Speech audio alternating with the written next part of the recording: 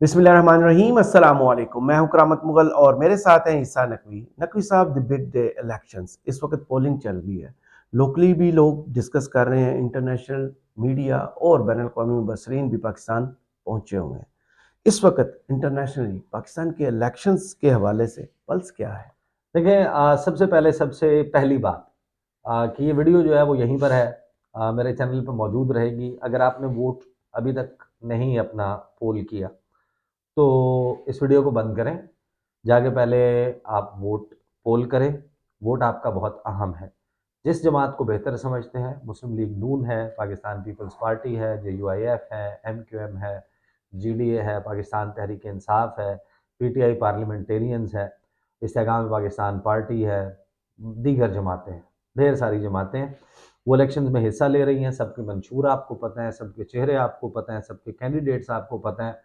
आप उनमें से बेहतरीन लोगों का इंतखाब करें, बेहतरीन पार्टी मंशूर का इंतखाब करें, अच्छे लोगों को जिनको आप समझते हैं कि वो इस मुल्क के साथ मुखलिस हैं, जिन्होंने इस मुल्क की बेहतरी के लिए, आपकी, मेरी और हमारी आने वाली नस्लों की बेहतरी के लिए काम करना है, उनको जाके वोट दें। उनको वोट ना दें कि जिनके आप अ, वक्ती एक किसी लालच की वजह से आप को लगता है कि शायद ये 4-5 हज़ार रुपये मुझे मिल मिल जाएगा, खाने के ऊपर ना बिकें बिल्कुल भी। अ, इस मुल्क के मुस्तकबिल के लिए वोट दें। तो जाके पहले वोट देंगे, वीडियो आप आके भी देख सकते हैं। अब आ जाते हैं उस मामले की तरफ। देखें, एक बात तय है कि ये जो रियासत है, ये जो मुल्क है, इससे ऊपर कोई सियासी जमात नहीं है, एब्सोल्युटली। कोई सियासतदान नहीं है, कोई आर्मी चीफ नहीं है, कोई चीफ जस्टिस नहीं है, कोई भी शख्स इस मुल्क से बड़ा नहीं है। हम्म। ये मुल्क है तो हम हैं, और इस मुल्क को बेहतर बनाना हम सब पे फ़र्ज़ है। एब्सोल्युटली। आज जो इंतखाबात की लड़ाई है, इसमें एक बड़ी संगीन गलती हो रही है, और हम्म। उस गलती को मैं आपको बता रहा हूँ कि वो पलट कर आएगी। किन हम्म। सूरतों में आ सकती है, क्या चल रहा है इंटरनेशनली, पाकिस्तान के हवाले से एक चार्जशीट बन रही है। मीडिया जो है वो जो रिपोर्ट कर रहा है, जो अब यूएस कांग्रेस की जो कमेटीज़ हैं, उनके मेंबर्स जो ट्वीट कर रहे हैं, जो हाउस फॉरेन अफेयर्स कमेटी है, उसने जो ट्वीट किया है, जो अक़वाम मुत्तहिदा की तरफ से ह्यूमन राइट्स के हवाले से जो चीज़ें आना शुरू हो गई हैं, ये पाकिस्तान के ख़िलाफ़ मुख्तलिफ इंटरनेशनल फोरम्स के ऊपर इस्तेमाल होंगी। हम्म। ये मैं आपको बता रहा हूँ कैसे होंगी, और अमेरिका का सदारती मुबाहिसा, वहाँ पर ये मामला कैसे पहुँच सकता है, और अगर चला जाता है तो मैं आपको बताता हूँ कि क्या होगा। मैं आपको पहले ना क्विकली बता देता हूँ, सिर्फ मैं आपके सामने ना उसका एक ओवरव्यू रखूँगा। डिटेल में जाकर तो ज़ाहिर है कि सारे को बहुत तवील हो जाएगा। एक तो अक़वाम मुत्तहिदा की तरफ से पाकिस्तान में इलेक्शंस के हवाले से कंसर्न, इमरान खान की सज़ा के हवाले से एक जो एक लंबी सेंटेंस है, उसके हवाले से एक बड़ा कंसर्न का इज़हार किया गया। ख़वातीन की, माइनॉरिटीज़ के इलेक्शंस में हिस्सा लेने के हवाले से जो है वो कंसर्न, उसका इज़हार किया गया। उस पर पाकिस्तान का एक जवाब भी आया। अमेरिका ने भी, बावजूद इसके कि अमेरिका का कोई लव लॉस्ट नहीं है इमरान खान या PTI के हवाले से, उन्होंने अभी तक तमाम जो प्रोसेस पाकिस्तान में चलता रहा उस पर बिल्कुल चुप साधी हुई थी, लेकिन अब उन्होंने भी कंसर्न का इजहार किया है। हम्म। पाकिस्तान में इजहार राय की आज़ादी के हवाले से, उम्मीदवारों के पार्टिसिपेशन के हवाले से, इसके ऊपर उन्होंने गुफ्तगू करना शुरू कर दी है। इस वक्त मुबस्सरीन जो पहुँचे हुए हैं, उसमें जो है वो ज़ाहिर है कि जितनी भी इंटरनेशनल मिशंस पाकिस्तान में काम करते हैं, डिप्लोमेटिक एन्क्लेव में या उसके बाहर जिनके दफातर हैं, जिनकी रेजिडेंसीज हैं, वो सब के सब इलेक्शंस को मॉनिटर कर रहे हैं, और अपने कैपिटल्स में रिपोर्ट बैक कर रहे हैं कि ये इलेक्शन हो रहा है, इस इलेक्शन के नतीजे में जो गवर्नमेंट बनी है वो किस प्रोसेस के तहत बनी है, हम्म। क्या कुछ हुआ है मेजर इंसिडेंट्स। लेकिन उनका ना कोई वो अपना कोई अंसा नहीं है तासुब का, जी। कि जिसके ज़रिए वो PTI के ऊपर आंख बंद कर लेंगे या नून लीग के ऊपर ज़्यादा सख्ती कर देंगे, या वो, ये तो हम पाकिस्तानी है ना, जी। जिनके जज्बात हैं। कोई किसी के दिल में PTI के लिए, किसी के दिल में पीपल्स पार्टी के लिए सॉफ्ट कॉर्नर है, किसी के लिए नून लीग का। तो हम तो ज़ाहिर है कि जब बात करते हैं तो हमारा तो फोकस होता है ना, वो लोग एज इट इज़ करते हैं, गैर जानिबदाराना, न्यूट्रल। उसमें जब आप देखेंगे तो ज़ाहिर है कि अब चीज़ें पिन पॉइंट होना शुरू हो चुकी हैं। मुबस्सरीन उसके अलावा आपको पता है कि कॉमनवेल्थ के पहुँचे हुए हैं, यूरोपियन यूनियन के पहुँचे हुए हैं, रशिया ने भी। अपने मुबस्सिरीन भेजे हैं। इंटरनेशनल मीडिया यहाँ पर मौजूद है और वो बड़ा क्लोजली इसको मॉनिटर कर रहे हैं। अब जो सूरत हाल डेवलप हो रही है उसमें इंटरनेशनल मीडिया जिसको रिपोर्ट कर रहा है, अल जजीरा मेरे सामने है, Pakistan gears up to hold closely watched elections for national and provincial assemblies on February 8. A major crackdown on the opposition party and its leader Imran Khan has fueled concerns over possible manipulation. जो पाकिस्तान में manipulate हो रहे हैं इंतखाबात जो है उनके हवाले से जो फिजा बन रही है वो बड़ी ख़तरनाक है। मैं एक ना ट्वीट साथ साथ खोल लेता हूँ, उस ट्वीट में ना बाकायदा खुलासा मौजूद है। बहुत सारे कामरान खान ने वो ट्वीट किया और उसमें उसने कामरान खान ने जो दुनिया मीडिया ग्रुप के प्रेसिडेंट भी हैं उन्होंने वो रखा है सारी सूरत हाल। ये मैं बल्कि उनके ये ट्विटर से डायरेक्टली चला जाता हूँ, इट वुड बी ईजियर। मैं उसका ज़रा खुलासा आपके सामने रख दूँ, फिर मैं आपको बताता हूँ कि इसका इम्पैक्ट क्या होगा। ये लोगों को लगता है ये लॉन्ग टर्म में पाकिस्तान को कैसे तंग कर सकता है ये सारा मंजरनामा। Al Jazeera, the legitimacy of the February 8 elections has been questioned as Imran Khan is absent from the ballot sheet. Bloomberg, Pakistan's youth, big backers of Khan, are disillusioned about the electoral system. Council on Foreign Relations, Pakistan's upcoming election this week has already turned into a farce, one that is not free or fair. Financial Times, if one were to have free and fair elections, Imran Khan would win by an absolute landslide. AP, voters wonder if new polls will change a country mired in political feuding. BBC, it took many, it may look like Khan has been effectively neutralized, but instead, political divisions across the country look set to deepen. Guardian, military has put its faith in former PM for fourth time, leading many to believe election outcome is already decided. Gallup, 7 in 10 Pakistanis lack confidence in the honesty of the elections. New York Times, Pakistani elections are marked by vote rigging, political horse trading, and corruption. No matter who wins, they inevitably disappoint because they are always focused more on staying in power than serving the people. ये है international media का verdict, international media का फैसला जो वो सुना रहे हैं कि ये है पाकिस्तान का इलेक्शन। अब जो यूएस फॉरेन अफेयर्स कमेटी है जी, उसने ट्वीट किया है कि we are watching with great interest, कि हम बड़े ही दिलचस्पी के साथ पाकिस्तानी जो इलेक्शन का पाकिस्तान में प्रोसेस हो रहा है उसको देख रहे हैं। The right to choose one's elected representatives without fear of violence is key for any democracy. किसी भी जमहूरियत के लिए, उस जमहूरियत कहलाने के लिए हर इलेक्टेड रिप्रेजेंटेटिव को बगैर किसी खौफ के लोग मुंतखब कर रहे हों, यही वो कुंजी है, यही वो चाबी है कि कोई वायलेंस का इसका खतरा ना हो। It is critical the elections outcome reflects the will of the Pakistani people, कि ये बहुत इंपॉर्टेंट है। इसके ऊपर रिप्रेजेंटेटिव हैं मिशिगन से, सही, एलिसा स्लॉटकन, उन्होंने कहा the Pakistani government should uphold the democratic principles of a free and fair election. Pakistanis deserve to exercise their right to vote and do so free from fear of harassment and intimidation as they go to the polls in tomorrow's election. ये भी चंद घंटे पहले इनका tweet आया। फिर एक और representative again once again from Michigan, Bill Huizenga, ये कहते हैं कि मेक नो मिस्टेक, कि किसी गलत फहमी में ना रहना। The world will be watching how the February 8 elections in Pakistan unfold, कि पूरी दुनिया देख रही है कि 8 फरवरी के इलेक्शंस किस तरीके से होते हैं पाकिस्तान में।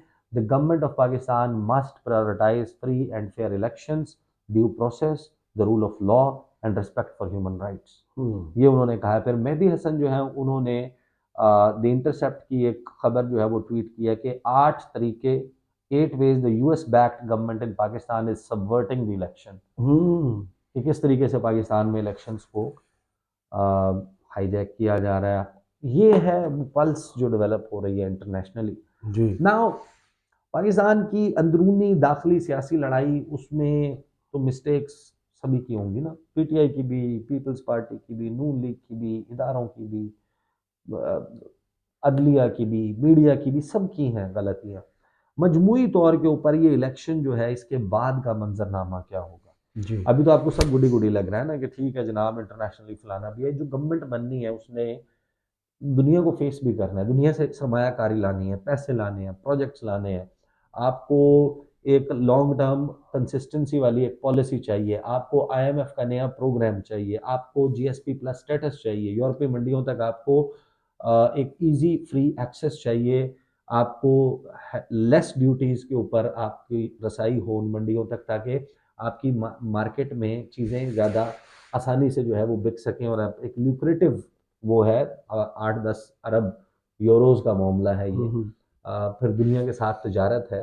अब कुछ ना कुछ रिपोर्ट्स ऐसी चलना शुरू हो गई हैं कि बहुत सारे जो लेजिस्लेटर्स हैं यूएस सेनेटर्स और जो कांग्रेसमैन हैं या कांग्रेस विमेन हैं, उन्होंने पाकिस्तान के इलेक्शंस के हवाले से बड़ा स्ट्रॉन्ग ओपिनियन देना शुरू कर दिया है।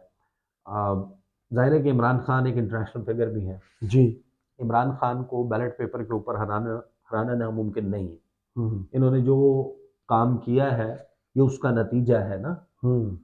22 माह का नतीजा। जी, जो आपने सारी हरकतें की हैं उसके नतीजे में अब आप ऐसी पोजीशन पर आ गए हैं जहां पर वो फिल वक्त पॉलिटिकल चेस बोर्ड पे अनबीटेबल है, उसको नहीं हराया जा सकता। अब बात यह है कि पाकिस्तान में इलेक्शन हमेशा रिग तो हुए हैं, कम हुए हैं, ज्यादा हुए हैं। इस शायद। मर्तबा इमरान खान को पीडीएम की नाकिस कारकर्दगी ने इतना बड़ा बना दिया कि इमरान खान को ढाने के लिए वो जो पर्दे के पीछे रहते हुए इकदाम थे वो काफी नहीं थे। वो सब कुछ एक्सपोज हो गए, ये चीजें आ गई। अब देखें, फौरी तौर पर गवर्नमेंट बनेगी, आप देखेंगे कि जो भी प्राइम मिनिस्टर बनता है मुबारकबादों के पैगाम भी आना शुरू हो जाएंगे, और आपका एक छोटा मोटा लेजॉन और फिर दौरे प्लान होने लग जाएंगे। सबसे पहला दौरा लाइकली है कि सऊदी अरब का होगा, जो भी प्राइम मिनिस्टर बनता है। दूसरा दौरा जो है मोस्ट प्रोबेबली चीन का होगा। टेलीफोन कॉल्स में लेट्स सी के किसकी अमेरिका कॉल करता है कि किसकी नहीं कॉल करता। आती है, किसकी नहीं आती। लेकिन एक मैं आपको बात बता रहा हूँ कि जितनी फोकस इंटरनेशनली अब पाकिस्तान के इलेक्शन को पर हो गया है, माजी में इतना कभी नहीं हुआ। जी। पाकिस्तान के इलेक्शंस कभी इस तरीके से इंटरनेशनली रिपोर्ट नहीं हुए। मैं हमेशा फॉलो करता रहा हूँ इंटरनेशनल मीडिया को, और मैंने आज तक नहीं देखा कि इतना कीन इंटरेस्ट पाकिस्तान के इलेक्शंस पर हो।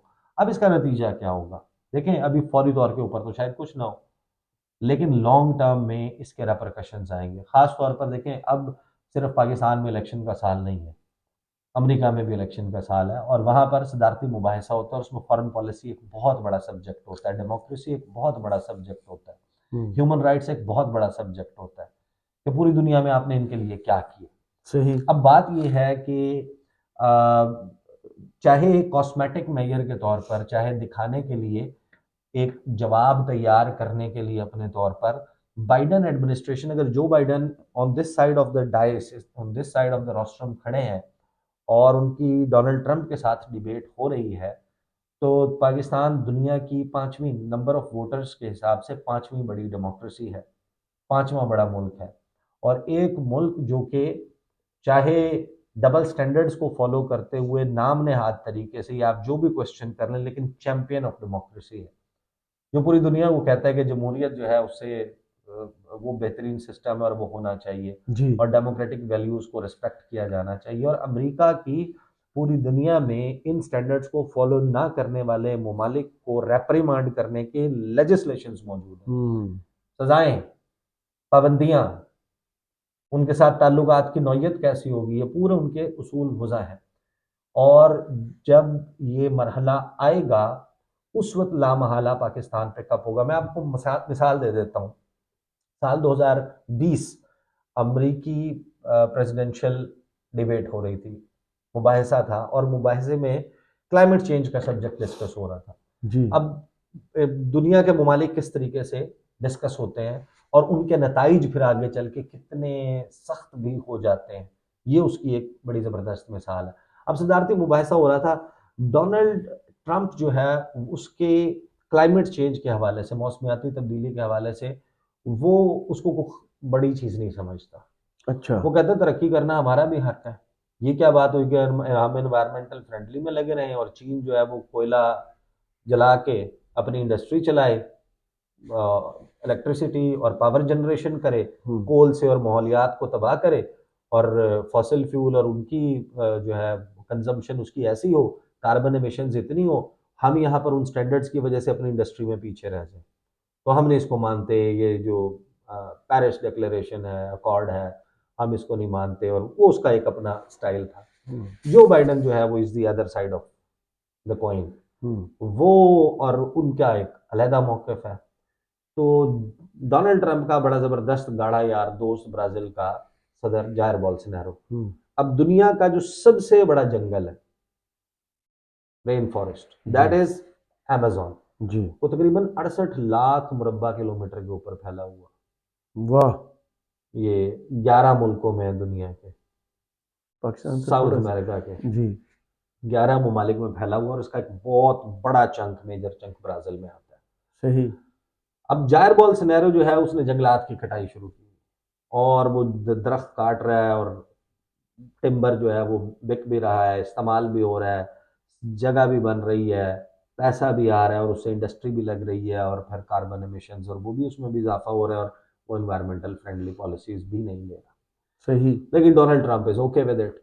जब जो बाइडन इस मामले को उठाता है सदारती मुबाहिसे में, और कहता है कि इसको क्या पता है फॉरेन पॉलिसी का, और इसको क्या पता है क्लाइमेट चेंज का, डोनाल्ड ट्रंप को, ये सही। जायर बोल्सोनारो उसका दोस्त है, वो ये हरकतें कर रहा है, अगर मैं सदर बन गया, मैं अपने दोस्तों के साथ हम फाइनेंसेस श्योर अप करेंगे, और हम मुंह पे मारेंगे जायर बोल्सोनारो को कि ये रख $8 अरब या $20 अरब ये रख, और ये काम खत्म करे, तू जंगलात की कटाई कर सही। रहा है।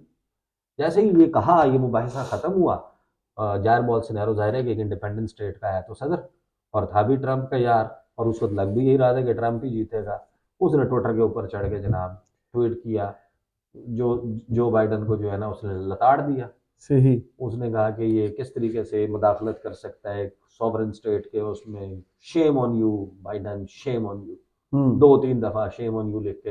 अच्छा, जैसे ही जायर बोल्सोनारो ने किया, नीचे काबीना भी शेयर हो गई, हम्म उनके एनवायरनमेंट के मिनिस्टर्स ने, दूसरे मिनिस्टर्स ने ट्वीटें करना शुरू कर दी कि ये क्या कह रहा है बाइडन, ये हमें महाना $20 अरब दिया करेगा, सालाना दिया करेगा, ये वन टाइम है, छिड़ना शुरू कर दिया। हाँ, हुआ ये कि बाइडन बन गया। हाँ, अब जब वो बाइडन बन गया, और एक जाहिर है कि मुबाहिसे में चीज़ें प्रॉमिस हो चुकी थी, वो हो चुका था, तो उसने जाहिर है कि थोड़ा सा सख्त रवैया रखना शुरू किया बोल्सोनारो के हवाले से, और कोविड की हैंडलिंग के हवाले से उसको लताड़ना शुरू किया। उसके नतीजे में क्या हुआ कि जायर बोल्सोनारो इतना पेस ऑफ हो गया, और इतना उनसे एलियनेट और अलहदा हो गया कि वो यूक्रेन वाले मामले पर खान साहब से एक हफ्ता पहले मॉस्को पहुंच गया, और उसने ना सिर्फ व्लादिमीर पुतिन से मुलाकात की, बल्कि उसको जो है वो उसने सॉलिडारिटी का भी इजहार किया, और वहां से फिर इनके दरमियान एक हॉट एक्सचेंज शुरू हुआ, and that led to actually Lula da Silva का जेल से बरामदगी, जितने केसेस हैं उनका माफ होना, और उसके ऊपर केसेस क्या थे, करप्शन के चार्जेस थे, बेनामी प्रॉपर्टी थी, उसके भी अपार्टमेंट्स थे जिनका पता नहीं आज तक के कौन स्टोरी सेम है। किसके हैं। वो जेल में था, ताहयात नायल था, सब कुछ था, वो इसी तरह निकला, नीट एंड क्लीन हुआ, और वो अब लूला ड सिल्वा जो है सदर। वो ब्राजील का सदर है, और जाल बोल्सोनारो जो है वो जेल में। फारिग हो गया। हम्म, तो ये देखें, ये सूरत हाल जो है वो मुबाहिसे का वक्त जब आएगा, मेरी अंडरस्टैंडिंग ये है, आई कुड बी रॉन्ग, लेकिन ये जितना कुछ हो गया है, इंडिया ने इसको हमारे खिलाफ इस्तेमाल करना है, इसराइल ने इसको हमारे खिलाफ इस्तेमाल करना है। जब जब हमने इन ममालिक के हवाले से बात उठानी है ना, तो ये ह्यूमन राइट्स काउंसिल में इधर उधर इन्होंने इसको यूज करना है। तो सही। जब आप अपनी सियासी लड़ाई लड़ रहे हो, तो हमेशा, यानी कि जब नून लीग जो है वो, मुझे याद है कि इनके लोग कैद थे, और कश्मीर के हवाले से, अरे मेरा ख्याल है राना सनाउल्लाह थे, शहबाज शरीफ नहीं, शहबाज शरीफ नहीं थे, राना सनाउल्लाह थे, उसके अलावा गालिबन शाहिद खाकान अब्बासी थे, और एक दो और लोग थे, और कश्मीर के हवाले से कोई स्पेशल सेशन हो रहा था, जॉइंट पार्लियामेंट्री सेशन, और उसमें हमने दुनिया भर के डिप्लोमेट्स बुलाए हुए थे। तो वहाँ पर आपने पूरी दुनिया को अपने कश्मीर वाले मामले के ऊपर वो करनी थी, और इन्होंने लाके अपने पार्लियामेंटेरियंस की, ठीक है आपका एहतजाज करना आपका हक है, अपने उसको करें, उन तक भी बात पहुँचाएं, लेकिन जब आपने स्पेशल सेशन कश्मीर के लिए बुलाया हुआ है, उसमें उन्होंने वहाँ पे तस्वीरें रख के एहतजाज करना शुरू कर दिया, और तकारीर नहीं होने दी।